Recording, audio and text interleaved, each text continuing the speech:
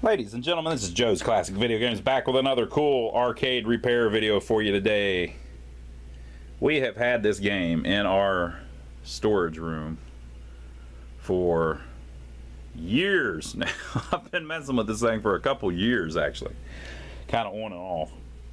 Because I had a PCB board that, for the life of me, I cannot figure out what the hell's going on with the thing. I just haven't been able to fix it. So we've done a bunch of work to it, and I finally got a different PCB board. So now that I've got the different PCB board, we're going to go through it and try to fix it with the different board. So the thing's in pretty solid shape.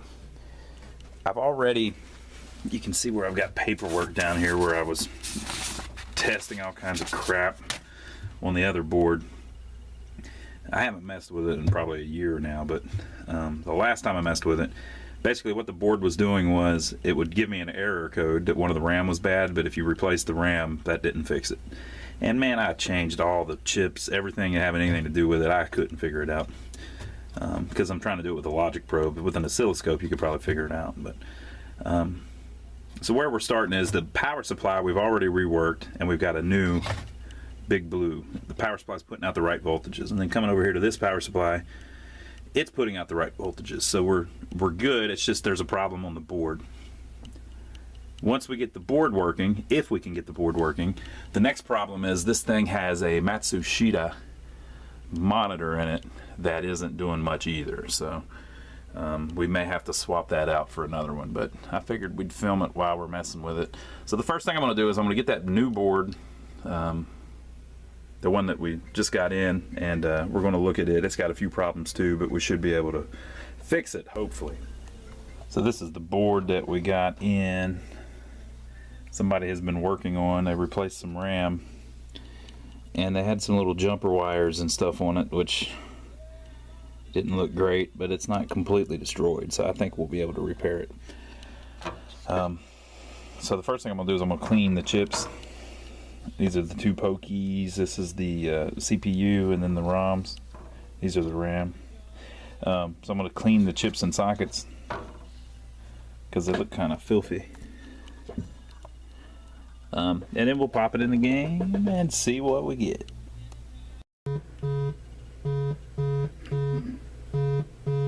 Okay, so it is beeping 3 times, yep, and then stopping and resetting. And on the screen, we have no vertical deflection.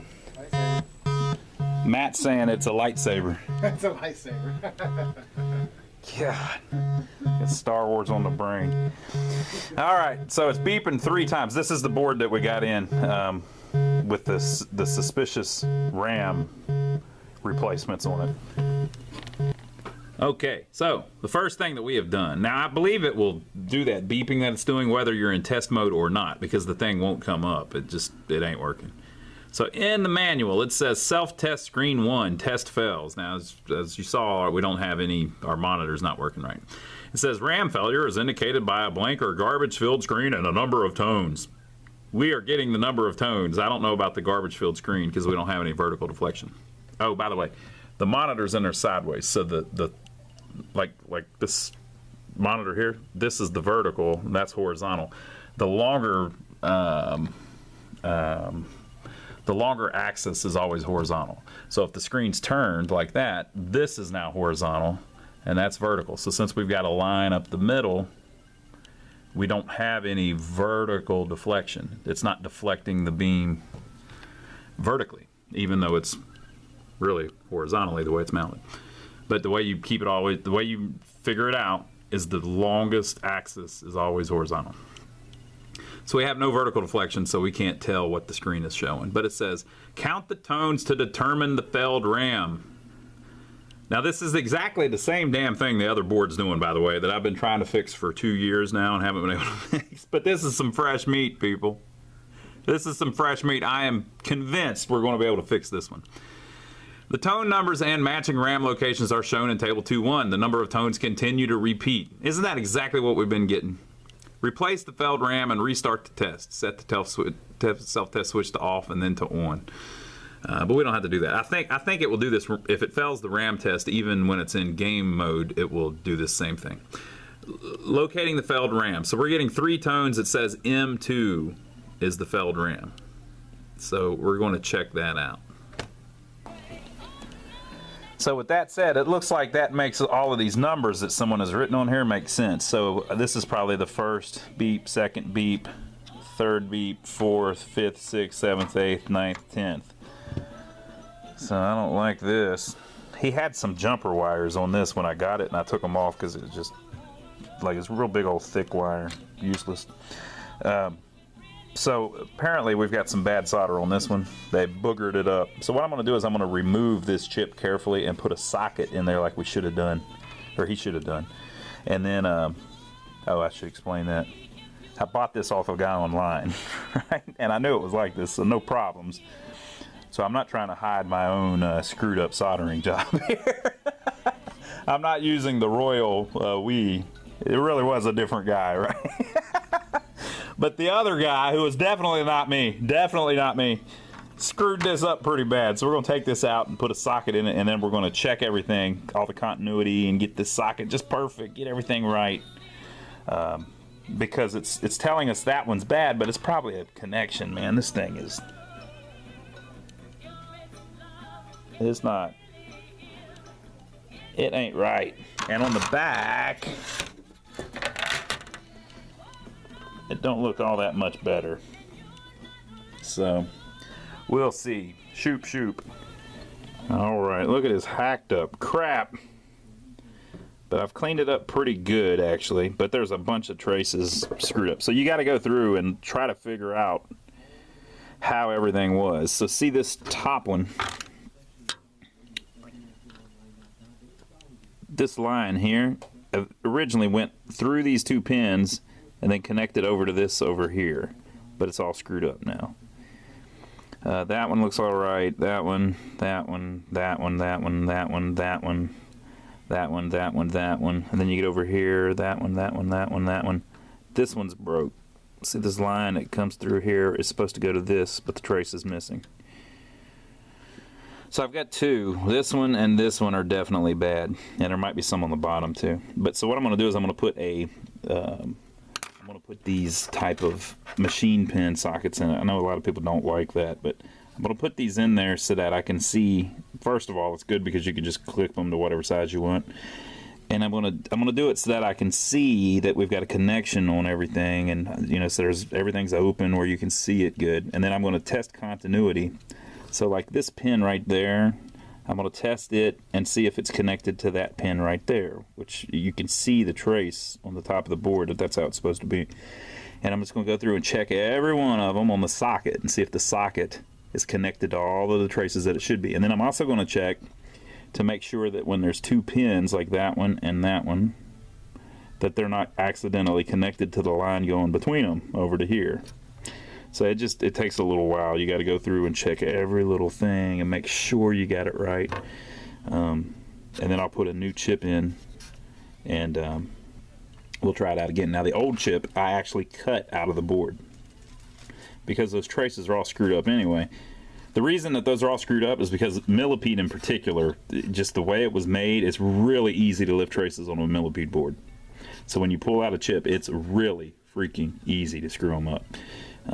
I screwed up some on the other one that I did. So I cut this chip out, and then I carefully pulled each pin out because I knew it was already mangled anyway, and it had already been heated up once before from somebody, which made all of the glue on the traces come a little loose just from the heating. So I mean, it's kind of a nightmare scenario, but we'll get it going good. I'll put those little machine pins in there, and then we'll start checking all the continuity between wherever the traces go, just to make sure everything's right. We've also got this chip here, which helps control them, and as you can see, it ain't looking that great, so we might end up messing with that too. But we'll do that one RAM first and try it back in the machine and see if we still got our 3 beeps. Okay, so we got the socket in, everything seems connected. There were 3 traces screwed up, and there was a trace screwed up on the back. So I put 3 jumper wires on it and did some creative soldering on the other one. So if we get all this right, we'll put some tape over that so that it doesn't get snagged on anything when people are messing with it. Let's see if we get a little farther along.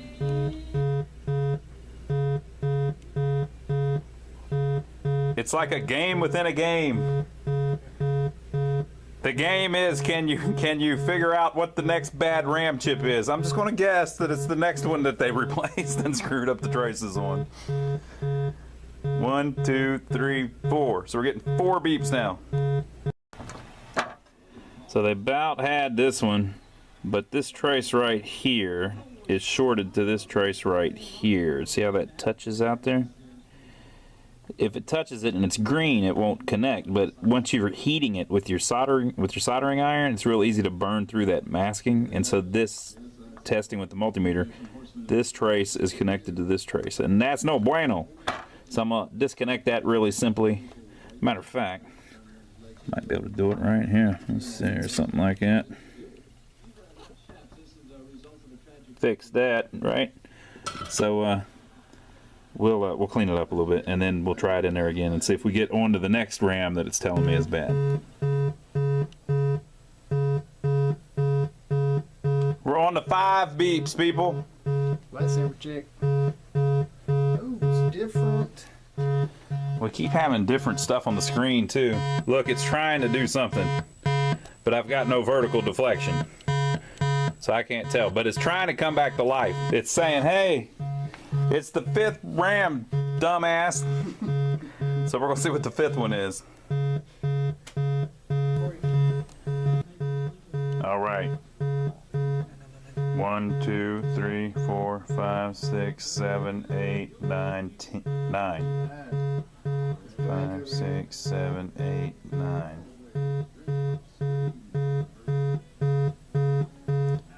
All right, so we're on to chip 9. That's pretty good, right? There's only 10 of them. You just saw me? No, I didn't do that. How could I possibly have done anything? You might have used mind powers. I don't know. All right, where was I before so rudely interrupted?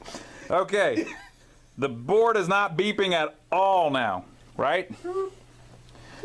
So Matt keeps going on and on about, oh, the screen, but I told him. It's blue. I told him, Matt, we can't tell what's on the screen because it's flatline. Now, I'm going to ask you to remember back to your days of playing Millipede. Yeah.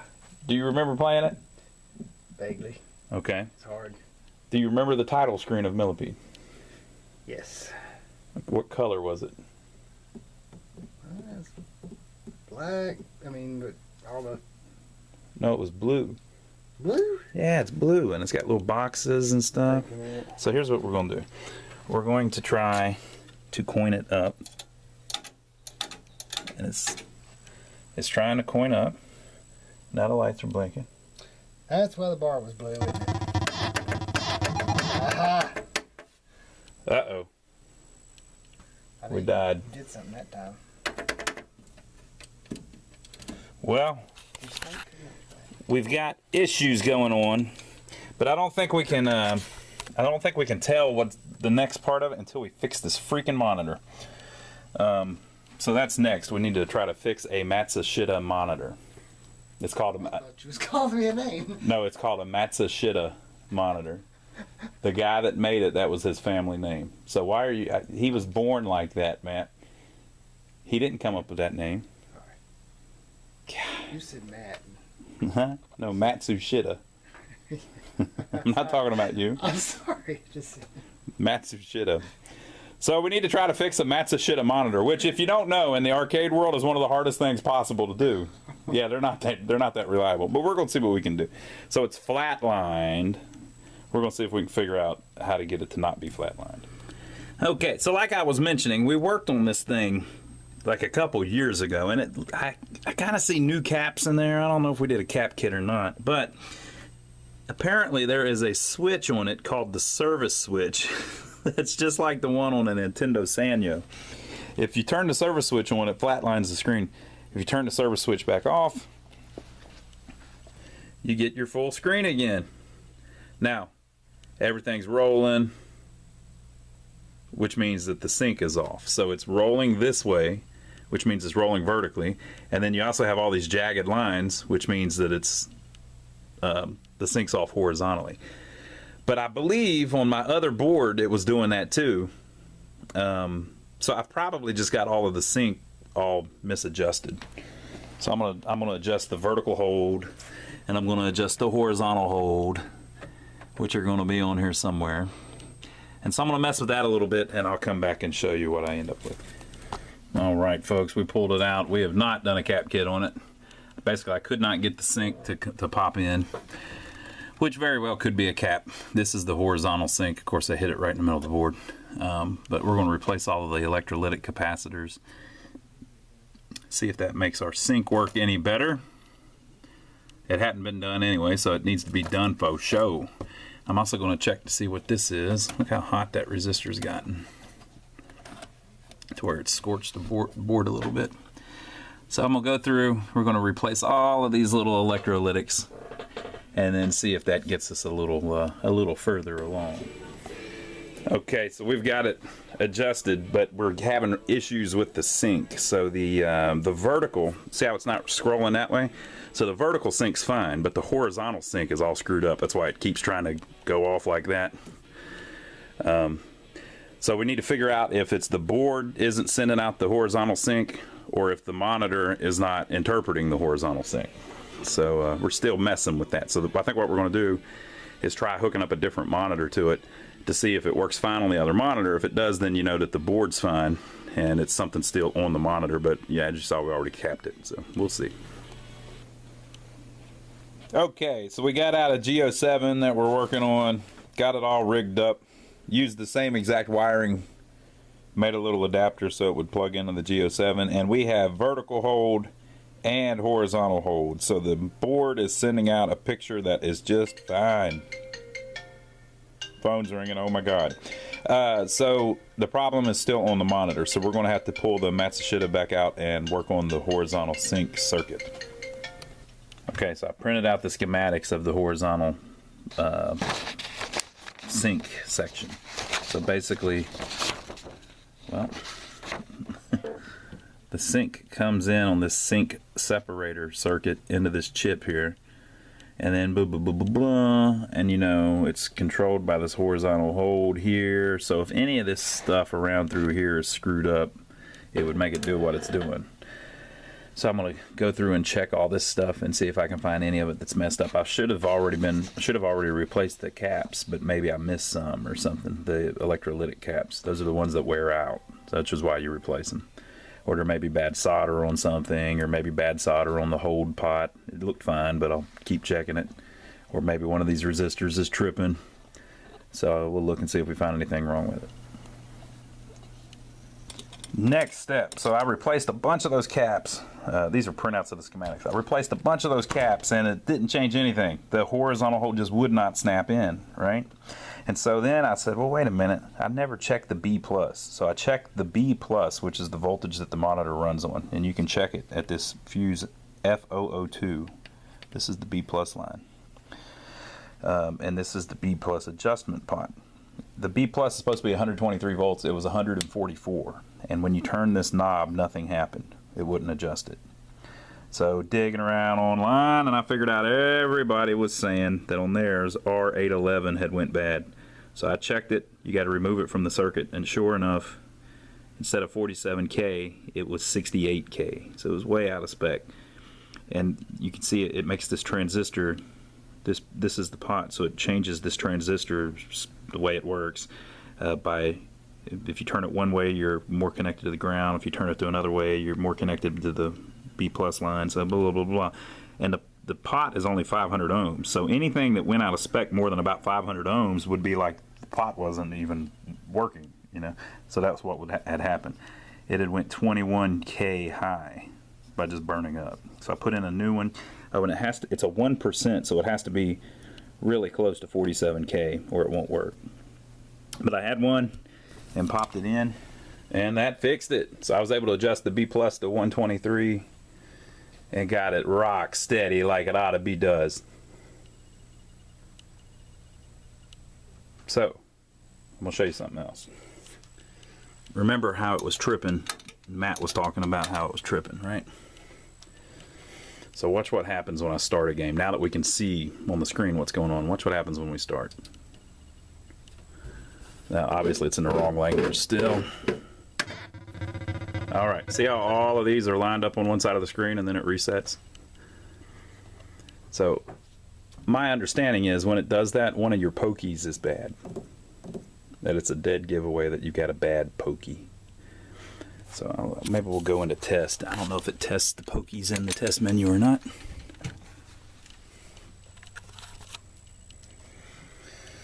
Alright, so there's a test menu. It's set on Spanish.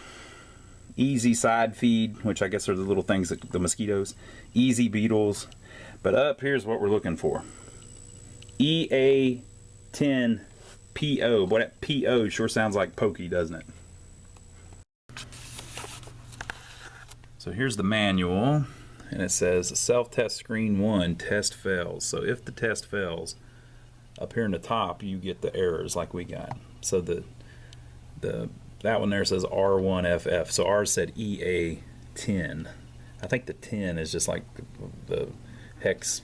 So it's just, I don't know what it is, but the significant part is EA. Locating the failed RAM, so we don't have a failed RAM. Location of failed ROM. If it says EO P2 on the board is the failed ROM. If it says PO, which is what ours said, and I said it sounded like Pokey, right? D4 is the failed place on the board. So P2 and D4. So P2 is this. This is the EA ROM, which is what saves the high scores. So you don't even have to have that, but it's pretty common for those to go bad. So apparently that one's bad. I think there's something about if the high scores have been cleared, it will do that until you save a high score or something. So we might be all right with that one. And then D4, 4D, is this one. So this Pokey they're saying is bad. So we're going to take that out and swap another one in and see if that fixes our problem with the mushrooms all being lined up on one side. All right, put in a new Pokey, and now it doesn't say that one's bad. It still says the EA ROM is bad. I changed the language to English, and I set it on free play with the dip switches on the board. Let's see what we got here. So we're on free play. Voila! Voila! Very cool.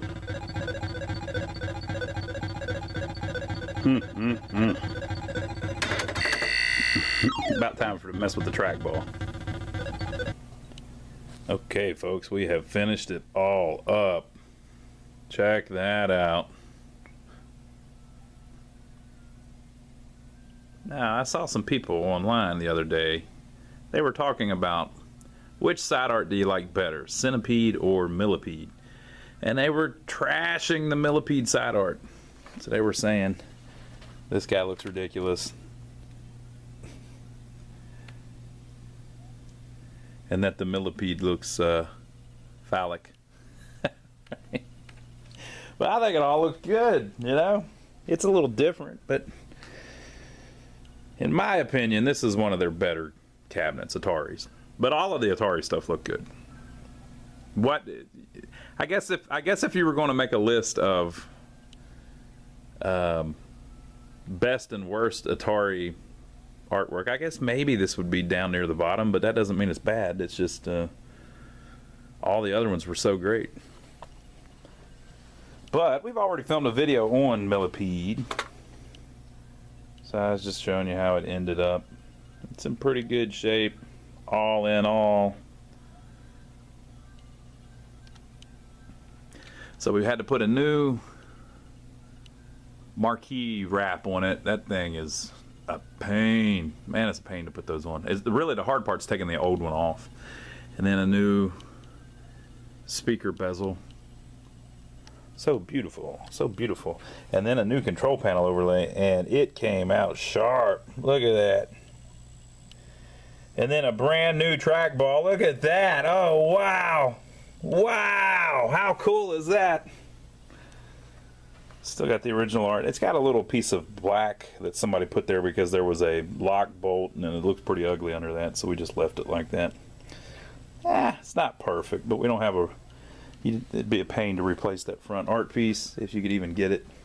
And then it'd be reproduction, so we're just going to leave it how it is. But yeah, came out pretty good. And the monitor is holding up and doing its thing, and as you can see, it looks pretty nice. So I will set up the tripod and we'll play it a little bit. Now, I'm no pro, but we can at least test it, right? So we'll test it out a little bit.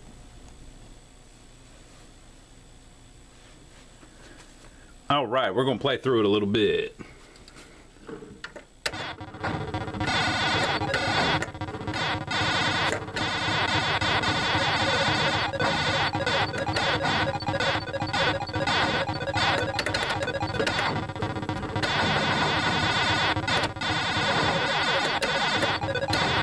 It's basically like Centipede on steroids.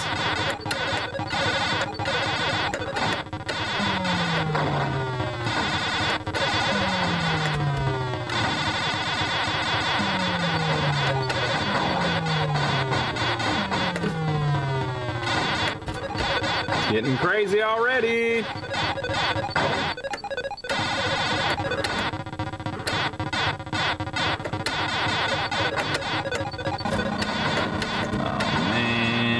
Let the bug come out.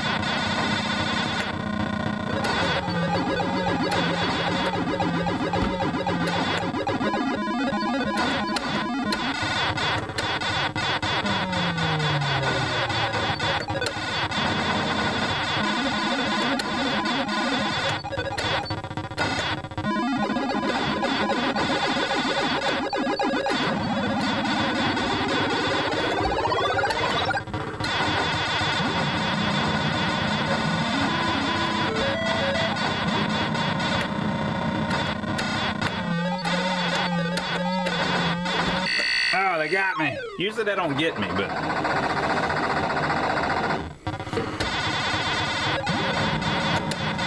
this thing, this is one of the most intense video games.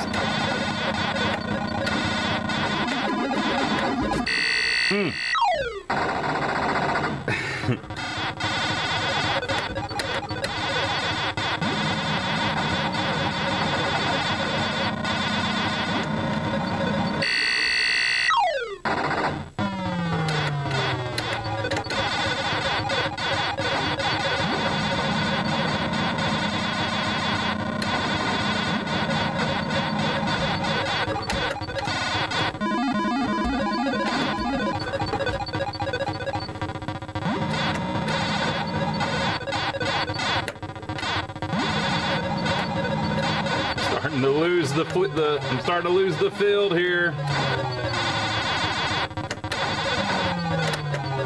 Man, I missed that guy too.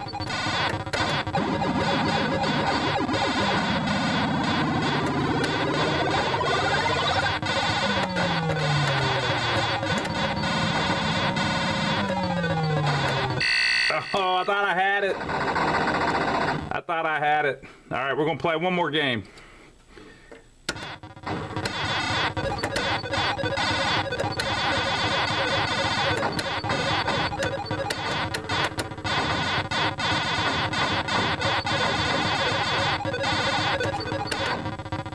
This new trackball really makes the difference. I'm gonna tell you a secret to Centipede and Millipede, okay? No matter what you do, buy a brand new trackball.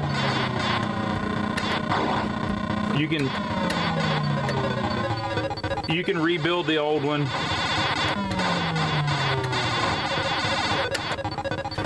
And if you watch my videos, you know I shouldn't be playing around with it.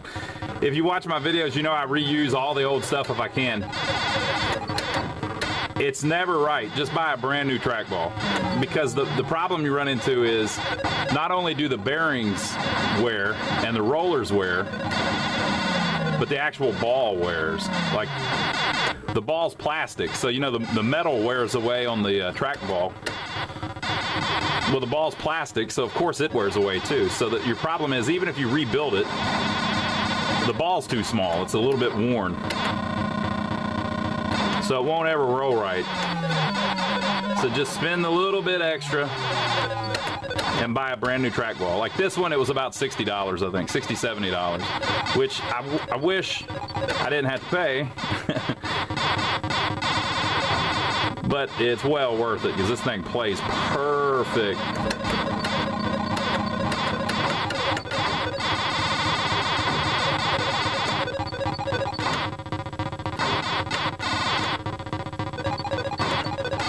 Oh, look at him.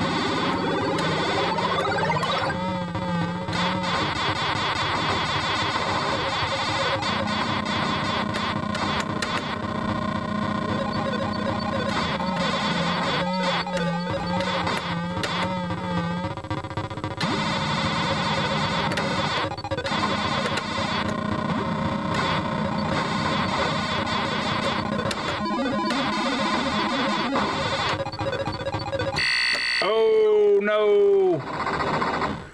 They did a little move on me.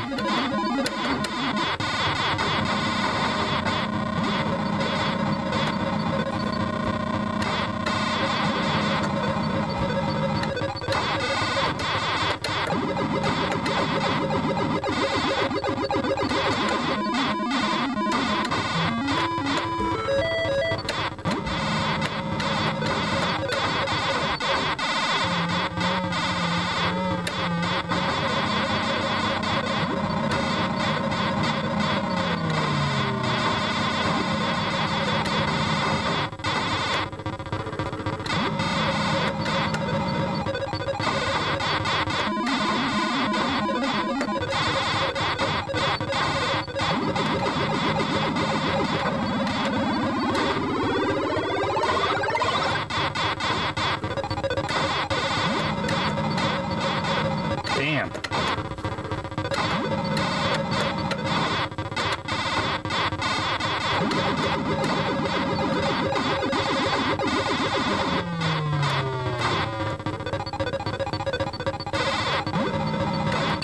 Oh no!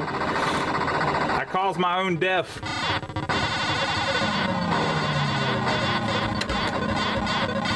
This the bad guys are so smart in this game. Watch how those little mosquitoes come from the side, and they dive in and they'll hit, like that one. See that one that just bounced off the side of the screen? They will dive in and hit the damn centipede or the millipede and knock it like back the other way or whatever. They hit them on purpose.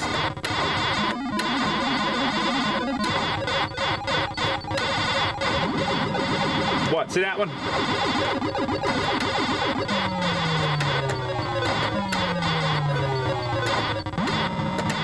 Oh no. Oh no.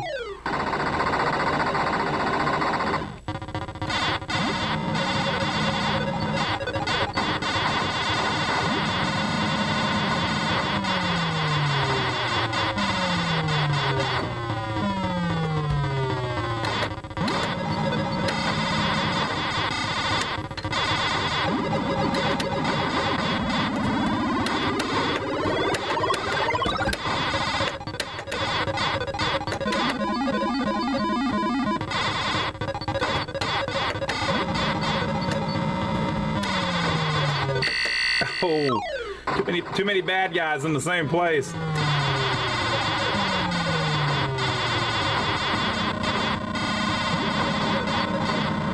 Damn ladybugs are killing me. Ah! So tough, so tough.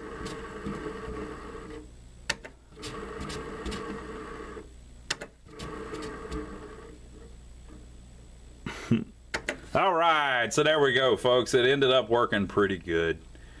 Everything's playing good on it. It rocks. So there you are. That's always weird how it kind of freezes on that screen. I think it's all right. Let's see if it'll let us know that it's all right. But by the time you see this video, we may not even have this beautiful millipede for sale anymore. It may have crawled off to someone else's game room, but that's okay. Isn't that weird how it does that? I guess it's just showing you the high scores since you just got one. It may have crawled off to somebody else's game room, but that's okay. You can see all of the games that we do have available for sale right now by checking out our website. Go to lionsarcade.com. It's always up to date. Or you can come by and see us. We're in downtown Rock Hill, South Carolina, which is about 15 miles south of Charlotte, North Carolina. We're just over the border. Now, if you're not local, so you can't come by, and you're not interested in buying one, so you're not going to check out our website, that's fine. Just subscribe to us here on YouTube, and every time we get in a new game that we're working on or that we fix up, whoa, if I don't knock over the camera, every time we get a new game, and don't you just love that I'm not even going to edit that out of the video? Why would I edit it out? I mean, it's no big deal. Every time we get in a new game, we film a little video. We put it on YouTube. So subscribe to us. We get new ones in all the time. And make sure to give us a thumbs up for taking the trouble to film it for you. And leave your comments below. Tell us what you think. And we will see you on the next video.